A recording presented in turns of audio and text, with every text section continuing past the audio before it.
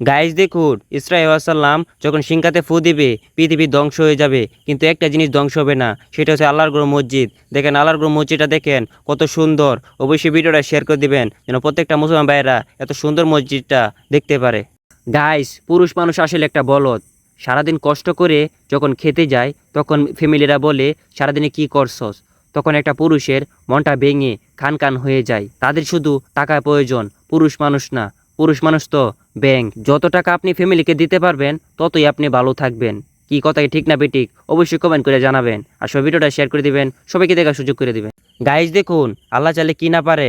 দেখেন এই পাথরের ভিতরে কত সম্পদ লুকিয়ে রয়েছে।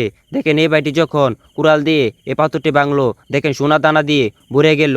সুবাহান আল্লাহ। যদি আপনি মুসলিম হয়ে থাকেন অবশ্যই ভিডিওটা শেয়ার করে দিবেন যেন প্রত্যেকটা মুসলমান ভাইরা ভিডিওটা দেখতে পারে।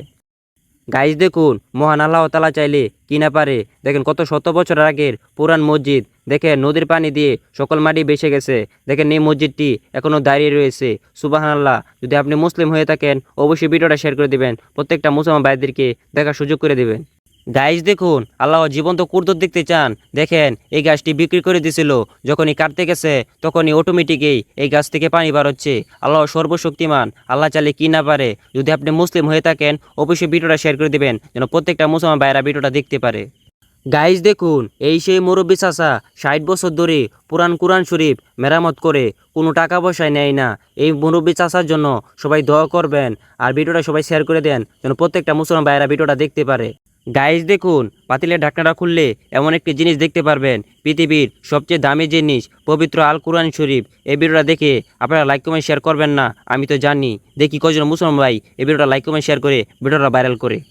গাইজ দেখুন, এটা কোনো সাধারণ গণ না। এটা 1400 বছর আগে আমাদের প্রিয় নবী হযরত মুহাম্মদ সাল্লাল্লাহু আলাইহি সাল্লাম এখানে নামাজ আদায় করতো। প্রত্যেকটা ঈদের মাঝে আমাদের প্রিয় নবী হযরত মুহাম্মদ সাল্লাল্লাহু আলাইহি সাল্লামের হাতে ছোঁয়া রয়েছে। যদি এই মসজিদটা আপনারা প্রথম দেখে থাকেন অবশ্যই লাইক কমেন্ট শেয়ার করে দিবেন, অন্য মুসলিম ভাইদেরকে দেখার সুযোগ করে দিবেন।